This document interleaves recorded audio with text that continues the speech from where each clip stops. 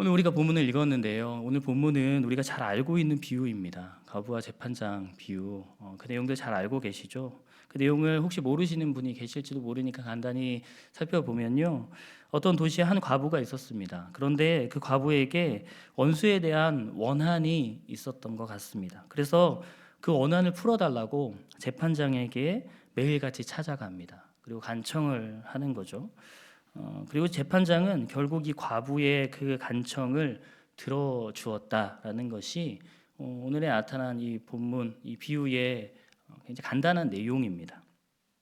우리가 이 비유의 내용을 보면서요, 과부가 계속 재판장을 찾아가서 그렇게 끈질기게 바지가랑이를 붙잡고 그렇게 요청해서 재판장이 결국 그 요구를 들어주었구나라고 그렇게 단편적인 사실만을 가지고 생각합니다.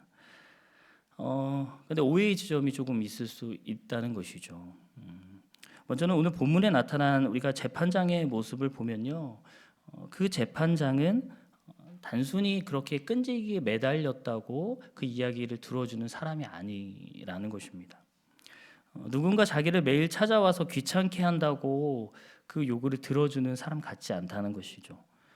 2절을 보면요, 그 재판장에 대해서 이렇게 소개하고 있습니다. 이르시되 어떤 도시에 하나님을 두려워하지 않고 사람을 무시하는 한 재판장이 있는데라고 재판종을 묘사합니다. 재판장을 뭐라고 합니까? 어떤 사람도 신경 쓰지 않고 다른 사람들을 무시하고 그리고 하나님조차도 두려워하지 않는 그런 사람이다라고 이야기하고 있습니다. 지금 찔러도 피 한 방울 나오지 않는 그런 사람이라는 것입니다. 그런 사람에게 누군가 자주 찾아와서 매일 찾아와서 그렇게 호소한다고 그 요구를 들어주지 않는다는 것입니다. 아마 눈 하나 깜짝하지 않았을 것 같아요. 그런데 5절에 보면요, 그런 재판장인데 그런 사람인데 그 재판장이 번거로움을 느꼈다고 합니다. 괴로워했다라고 말하고 있습니다. 그렇게 다른 사람을 무시하고 다른 사람 뭐라고 얘기하든지 그 말을 듣지 않는 그 사람이 이 요청에 대해서 번거로움을 지금 느꼈다는 것인데요. 왜 번거로움을 느꼈을까 하는 것이죠.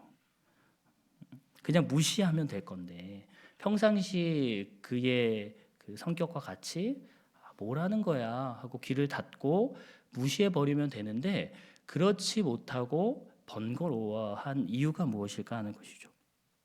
그것은 지금 이 과부의 요구가 무시하지 못할 만큼 정당한 요구였기 때문이라는 것입니다. 그가 아무리 불의한 재판장이라 하더라도 지금 그가 그 도시에서 재판장으로서 맡겨진 역할이 분명히 있으므로 계속해서 정당한 탄원의 내용으로 계속 요청했기 때문에 그가 번거롭게 여겼고 괴로워했다라고 추측할 수 있습니다. 이러한 추측에 대한 근거를 우리는 3절에서 찾을 수 있는데요. 눈으로 보시면 좋겠습니다. 그 도시에 한 과부가 있어 자주 그에게 가서 내 원수에 대한 나의 원한을 풀어주소서 하되라고 이야기합니다. 지금 3절에 재판장을 향한 과부의 요청의 내용이 나오고 있습니다. 무엇이죠? 원한입니다. 내 원수에 대한 나의 원한인데요. 이 원한이라는 단어, 원한이라고 해석된 이 에티케손이라는 단어는요, 반드시 정의를 얻도록 한다라는 뜻을 가진 단어입니다. 이 단어를 통해서 무엇을 말하는 것입니까? 지금 과부가 자신이 당한 그 불의하고 억울한 일에서 벗어나기를 바라고 있다는 것입니다. 결국 이 과부의 요구가 어떤 것이라고요? 정당한 것임을 이 사용된 단어를 통해서 우리에게 말해주고 있는 것입니다. 우리는 이 점을 염두하고 다시 끝쪽에 있는 7절의 말씀을 보면요, 본문이 말하고자 하는 의미를 더 잘 이해할 수 있게 됩니다. 7절 말씀을 같이 한번 읽어볼까요? 함께 읽겠습니다. 시작. 하물며 하나님께서 그 밤낮 부르짖는 택하신 자들의 원한을 풀어주지 아니하시겠느냐? 그들에게 오래 참으시겠느냐? 네, 부르짖는 택하신 자들의 원한이라고 합니다. 지금 원한이라는 단어가 또 사용되었는데요. 앞서 살펴본 그 원한, 그 단어와 같은 단어를 사용합니다. 풀어달라고 정당히 요구할 수 있는 원한이라는 것입니다. 오늘 본문은요, 이런 단어적인 해석과 그 두 개의 대조를 통해서 이 과부의 요청이 정당한 것이었고, 나아가 오늘 비유가 정당한 기도에 대한 응답에 대해서 말하는 것임을 우리는 알게 됩니다. 바로 이 내용이 오늘 살펴보고자 하는 기도에 대한 세 가지 질문 중에 첫 번째 질문인데요. 내 기도의 내용이 정당한 것인가 하는 질문입니다. 여러분, 오늘 이 기도에 대한 세 가지 질문을 가지고 여러분들이 요즘 기도하고 있는 기도의 제목을 하나하나씩 좀 대입하면서 질문해 보시면 좋지 않을까 합니다. 앞서 살펴본 내용을 통해서 우리가 구하는 기도의 제목이 정당한 것이어야 함을 우리는 알게 된다고 했는데요. 이것을 반대로 말해보면 이 기도라는 것이 내가 바라는 것을 무조건 들어달라고 그렇게 끈질기게 매달려서 구하면 그 내 뜻대로 이루어지게 하는 수단이 아님을 알아야 한다는 것입니다. 근데 우리가 오해한다는 것이죠. 어떤 오해입니까? 지성이면 감천이다 라고 오해합니다. 지성이면 감천이다 무엇입니까? 정성을 다하고 치성을 들이면 하늘이 그것에 감동해서 그 원하는 것을 들어준다라는 그런 옛말입니다. 근데 우리가 이런 사고에 기도를 접목시켜서 기도를 치성을 드리는 방법 정도로 오해하는 경우가 많이 있다라는 것이죠. 그래서 끈질기게 끝까지 매달려서 기도하면 내가 원하는 것이 내가 원하는 대로 이루어진다. 계속 하나님을 귀찮게 하면 내가 바라는 대로 그것이 나에게 실상이 되어 나타난다라는 식으로 우리가 생각을 합니다. 근데 여러분, 기도는 사실 그런 것이 아닙니다. 기도가 누가 이기나 보자 하는 하나님과 오래 매달리기 시합을 하는 것이 아님을 우리가 알아야 한다는 것입니다. 오늘 본문도 끈질기게 기도하면 하나님께서 그 노력을 보시고 원하는 그것을 응답해 주신다. 그렇게 말하고 있는 것은 아닌 것 같습니다. 그렇다면 이 비유를 통해 말하고자 하는 것은 무엇일까요? 그러니까 1절 말씀에 본문을 기록한 목적에 대해서 이야기해 주고 있는 것 같은데요. 1절 한번 보실까요? 예수께서 그들에게 항상 기도하고 낙심하지 말아야 할 것을 비유로 말씀하여 라고 이야기하십니다. 비유로 말씀한 이유가 그 앞에 있다는 건데요. 낙심하지 말아야 할 것을 가르치기 위해서 오늘 본문의 비유를 기록했다라는 것입니다. 이것을 반대로 이야기해 보면 항상 기도해도 낙심하게 되는 상황이 올 수 있다고 말하는 것입니다. 우리가 항상 기도함에도 불구하고 그 기도의 응답이 우리의 생각과 다르게 내가 원하는 대로 이루어지지 않을 수도 있다는 것입니다. 그러나 설령 우리가 구하는 그 기도에 대한 응답이 없을지라도 내가 원하는 대로 이루어지지 않더라도 기도하는데 내가 바라는 대로 되지 않더라도 그것이 하나님의 능력이 없으심이거나 아니면 하나님이 우리를 사랑하지 않으심이거나 우리를 향한 관심이 없어서가 아니니까 그러니까 너희들 낙심하지 말아라.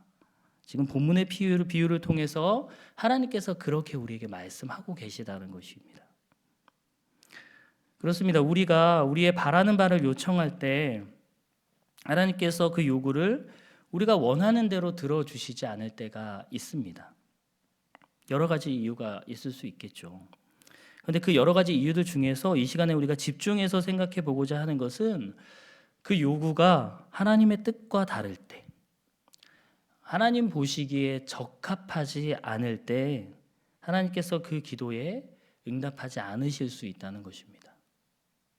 오늘 본문에 나타난 표현으로 말해보자면 그것이 하나님 보시기에 하나님의 기준에서 정당한 것이 아닐 때 그 기도를 들어주시지 않을 수 있다는 것입니다. 제가 계속해서 정당한 것 그런 이야기를 했는데요. 이 정당함이 어떤 세상적인 판단의 기준이나 사회 안에서 통용되어지는 그런 정당함을 말하는 것은 아닙니다. 지금 성경이 말하는 정당함은 하나님의 기준에서의 정당함입니다. 하나님의 기준에서의 정당함. 그 기도가 하나님이 원하시는 뜻과 합한 것인가? 그 기도의 내용이 하나님 보시기에 적합한 것인가 하는 정당함이라는 것입니다. 하나님의 기준에서의 정당함. 저희 가정에는요, 7살 딸아이와 1살 그 아들 이렇게 두 자녀가 있습니다. 네, 다 아시죠? 첫째 딸아이가 지금 7살인데 6살이 되었을 때 일입니다. 6살이 되니까 고집이 엄청 세지더라고요. 자기 주장이 강해지고 뭐든 자기가 하고 싶은 대로 되지 않으면 울고 불고 뒤집어지고 난리가 나는 시기였습니다. 어느 날 새벽 예배를 마치고 집에 들어갔는데 제가 깜짝 놀랐습니다. 아침에 이제 제일 일찍 일어난 거예요. 엄마는 자고 있고 아침에 일어나서 주방에 나왔는데 심심하니까 주방에 있는 이것저것 다 만지다가 주방용 칼을 모아놓은 그 칼집 있잖아요. 이렇게 여러 개 꽂아놓는. 네, 주부들은 다 아시죠? 남자분들을 모르시면 회개하십시오. 네, 주방용 칼을 모아놓는 그 칼 보관함에 있는 칼을 꺼내려고 의자를 가져와서 그 위로 올라가고 있는 장면을 제가 포착했습니다. 네, 다행이죠. 제가 너무 놀래서 소리를 지르면서 안 돼 하면서 당장 달려가서 안 된다고 하면서 끌어내렸습니다. 어떻게 됐을까요? 난리가 났습니다. 달라고 난리를 치고 울고 불고 뒤집어졌습니다. 지 나름대로는 이유가 있어요. 그걸 가지고 아빠 엄마에게 맛있는 요리를 해주겠다는 겁니다. 맛있는 요리를 해줘야 되는데 잘라야 하니까 칼이 필요하다는 것입니다. 그러니까 당장 내놓으라고 떼를 쓰고 울고 불고 난리가 났습니다. 안 된다고 단호하게 얘기하니까 한 번만 주면 안 될까 하면서 애교를 부리기도 하고요. 또 안 된다고 하니까 엉엉 울면서 땡깡을 부리기도 하고 자기가 할 수 있는 여러 가지 방법을 다 시도합니다. 자기가 가장 사랑하는 인형을 가져와서 바꾸면 안 될까 이야기하기도 하고요. 온갖 방법을 시도하지만 주지 않습니다. 그리고 갖고 싶은데 왜 안 주냐고 계속 이야기합니다. 여러분 제가 줄 수 있나요? 아이가 해주는 요리가 너무 먹고 싶다고 그 아이에게 그 부엌 칼을 쥐어줄 수 있나요? 요리가 중요합니까? 아이의 안전이 중요합니까? 아무리 사랑해도 너무 사랑하기 때문에 그 자녀에게 그것을 줄 수가 없죠. 적합하지 않습니다. 사랑하는 성도 여러분, 혹시 우리 안에 고집쟁이 제 딸아이와 같은 모습이 있지 않은지 생각해 보시기 바랍니다. 여러분의 기준과 여러분들의 판단으로 만들어낸 그 기도의 제목들을 가지고 하나님께 나와서 기도의 제목이라는 명목으로 혹시라도 때를 부리고 있지는 않은지 우리의 모습을 좀 돌아볼 수 있으면 좋겠습니다.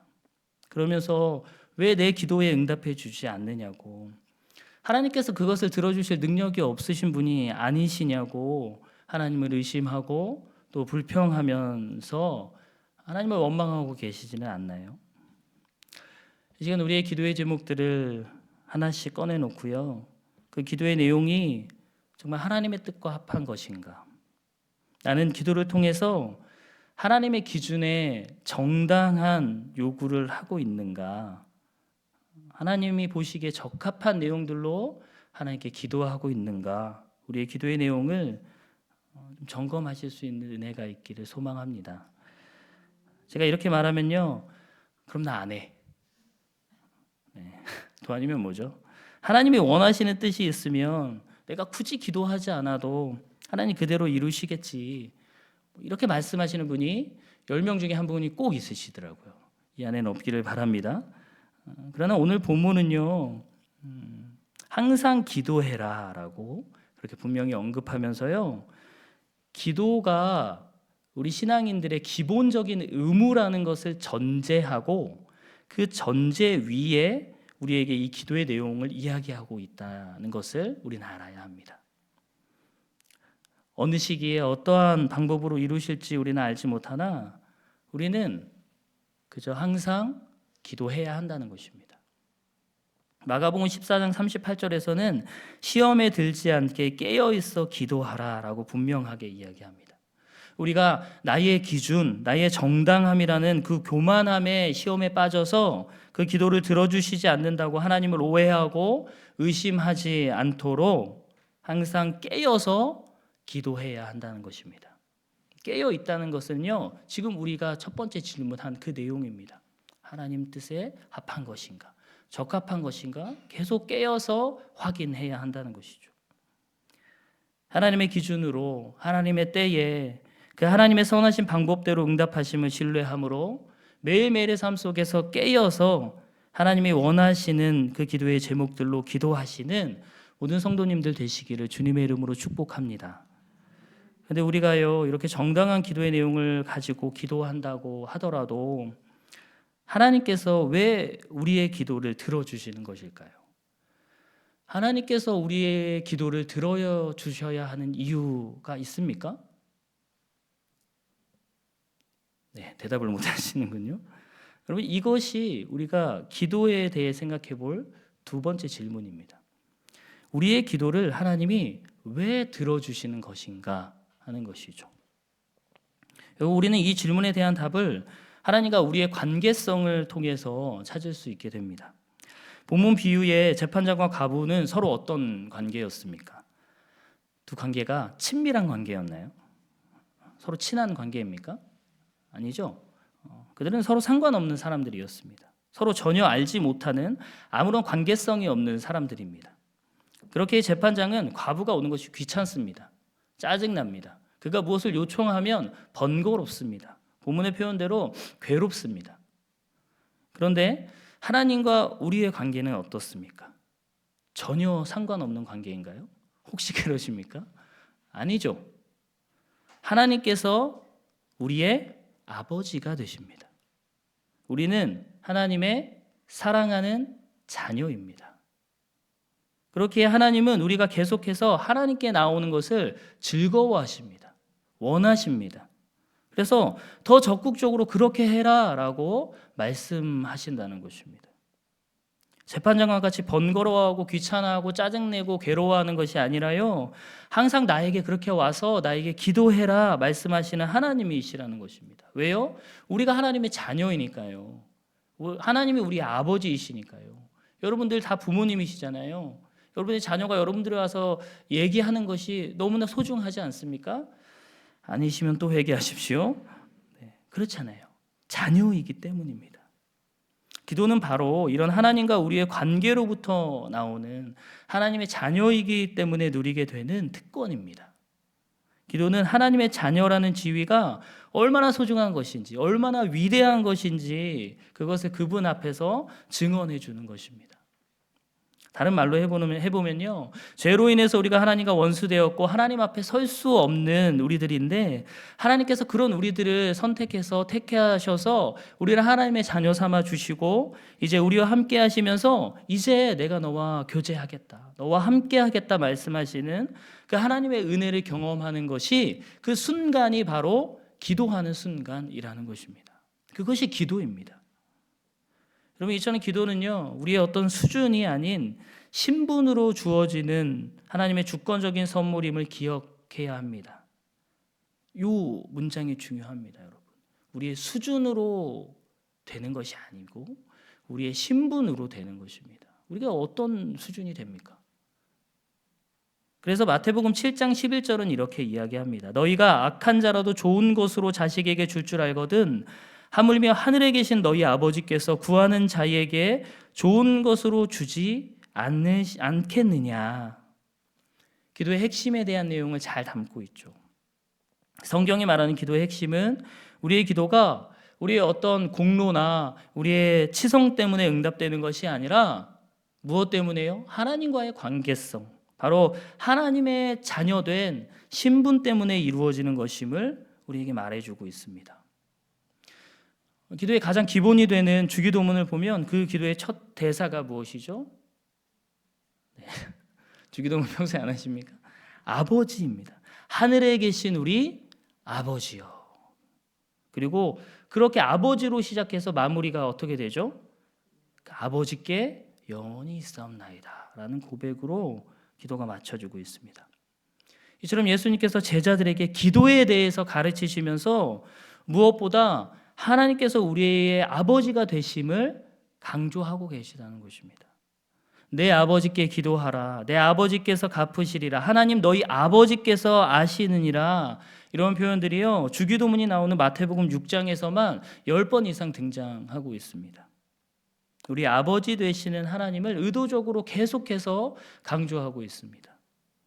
마가복음 14장 36절에서 예수님께서 십자가에 달리시기 전에 하셨던 기도의 첫 시작 부분에도 마찬가지입니다. 어떻게 기도를 시작하십니까? 이르시되 아빠 아버지요 라고 기도를 시작하고 계십니다. 예수님만 그런 것일까요? 요한복음 1장 12절을 보면요, 영접하는 모든 자들에게는 하나님의 자녀가 되는 권세를 주신다. 하나님을 아버지라고 부를 수 있는 권세를 주신다라고 말씀하고 계십니다. 그래서 예수를 믿는 모든 성도들은 하나님의 아버지라고 부를 수 있게 되는 거예요. 하나님과 우리가 아버지와 자녀의 관계가 되었다는 것입니다. 이는 곧 기도하는 자와 하나님과의 관계가 아버지와 자녀와의 관계라는 것을 의미하는 것이죠. 여러분, 우리가 기도하는 매 순간 이것을 꼭 기억하십시오. 우리가 기도의 자리에 나아갈 때마다, 두 손을 모으고 하나님 앞에 기도할 때마다 내가 기도를 드리고 있는 하나님이 나의 아버지가 되어 주셔서 나의 기도를 들으시고 나의 그 기도에 가장 좋은 것으로 응답하시는 분이시라는 사실을 믿음으로 붙잡으며 기도하실 수 있기를 바랍니다. 여러분, 하나님과 우리와의 관계는요, 어떤 수준에 의해서 주고받는 관계가 아닙니다.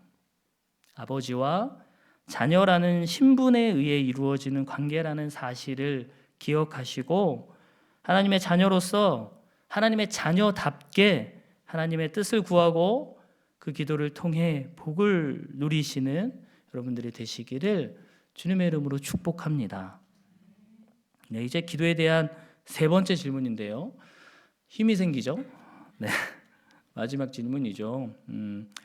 세 번째 질문은요, 기도는 그럼 누구의 뜻을 이루는 것인가? 라는 질문입니다. 여러분, 기도가 무엇이라고 생각하십니까? 마음속으로 한번 대답해 보십시오. 기도, 우리가 기도 많이 이야기하는데요, 기도는 이것이다. 한번 정의를 여러분들 마음속으로 한번 내려보십시오. 묻지 않겠습니다. 기도가 무엇이라고 생각하십니까? 라고 이렇게 물으면요, 가장 많은 대답이 뭐냐면요, 기도는 대화입니다. 라고 가장 많이 대답합니다. 여러분, 그러면 대화는 무엇이죠? 대화의 사전적인 의미를 찾아보니까요, 마주 대하여 이야기를 주고받음이라고 되어 있습니다. 마주 대하여 서로 이야기를 주고받는 것이 대화라는 것입니다. 기도는 대화라고 이야기하는데요, 그러면 하나님과 마주 대하여 서로 이야기를 주고받는 것이 기도여야 하겠죠. 근데 우리가 기도하는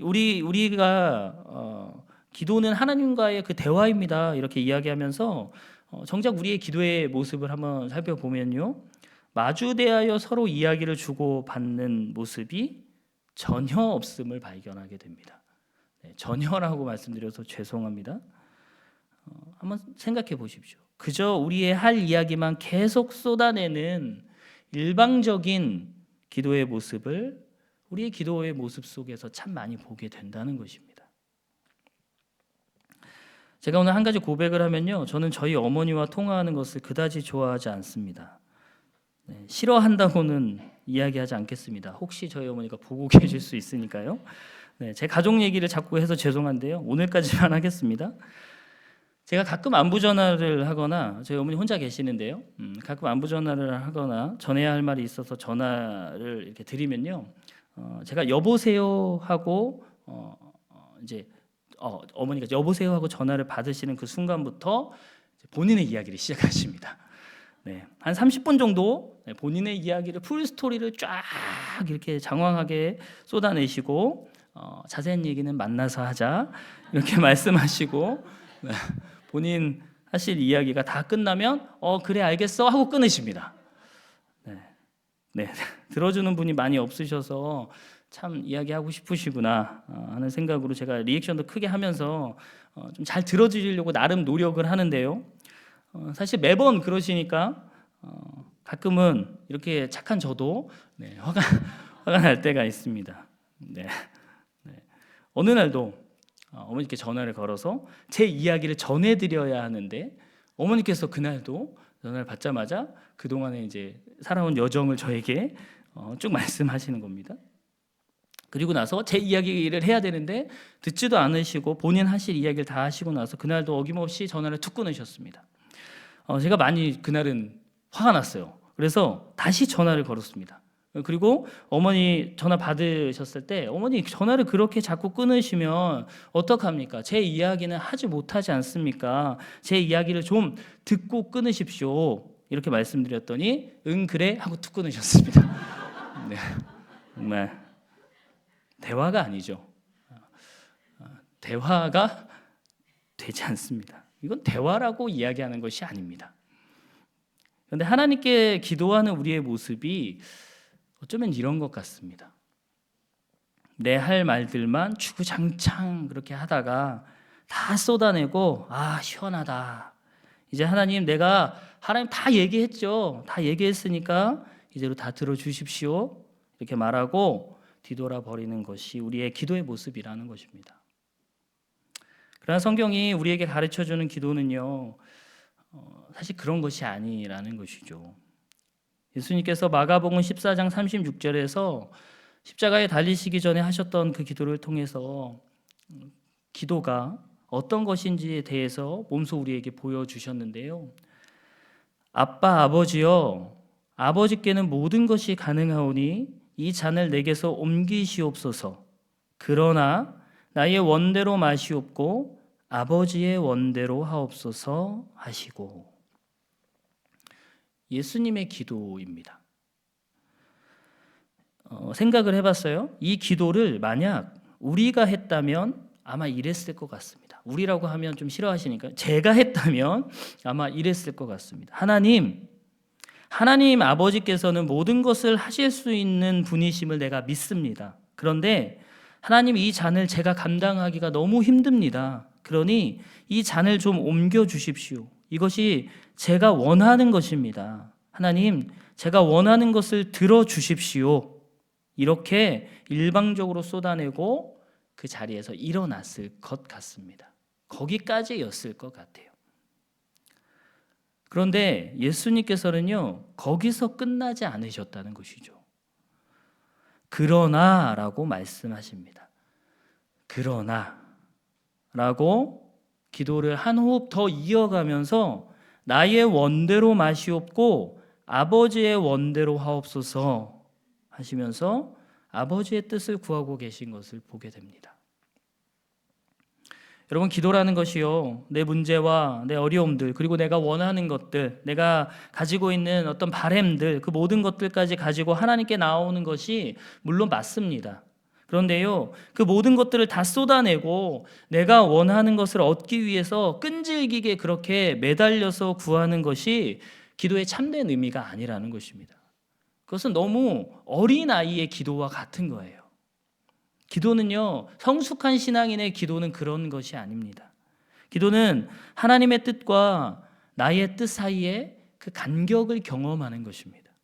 내 뜻과 하나님 뜻 사이에 간격이 이렇게 컸구나 하는 그 간격을 경험하는 것입니다. 그리고 기도를 통해서 이제 그 간격을 조금씩 좁혀 나가는 것입니다. 기도를 통해 하나님의 뜻으로 우리의 방향을 조금씩 맞춰가는 것입니다.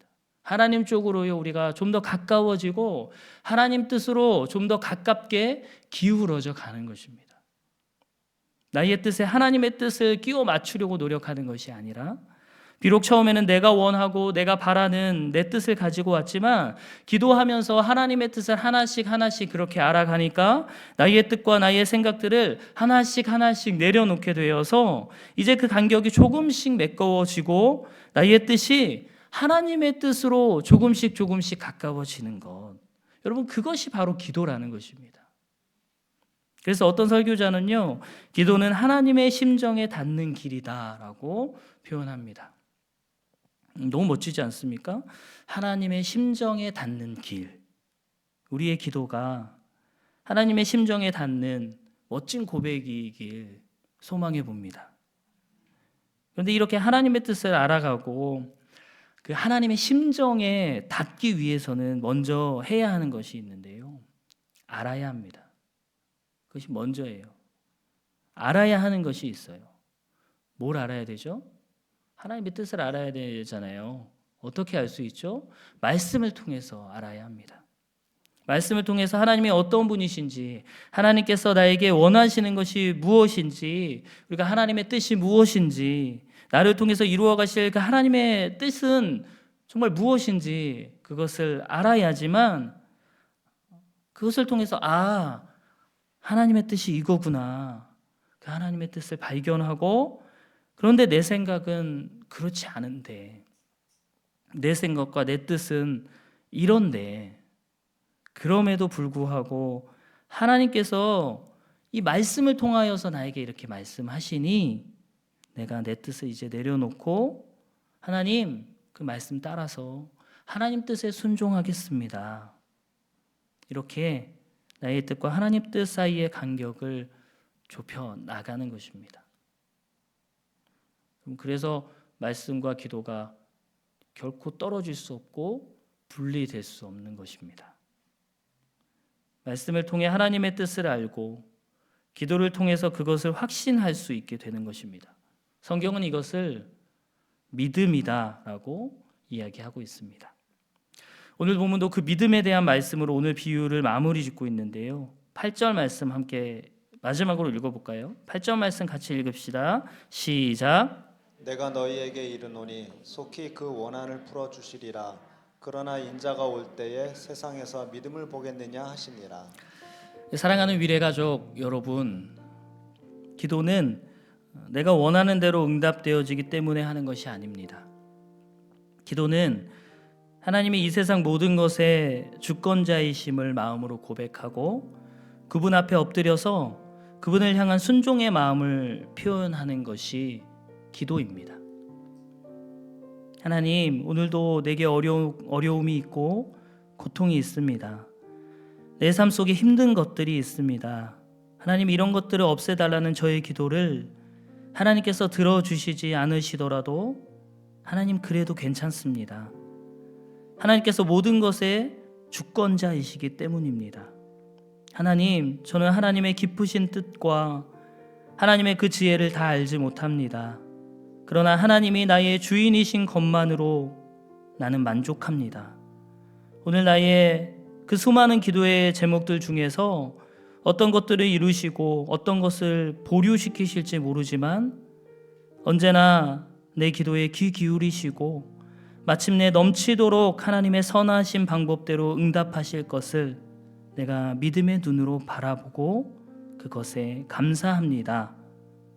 우리 모두가 이렇게 기도할 수 있는 기도자가 되기를, 이 귀한 믿음의 고백을, 이 귀한 믿음의 기도를 하나님께 올려드릴 수 있는 성숙한 기도자가 되기를 예수 그리스도의 이름으로 축원합니다.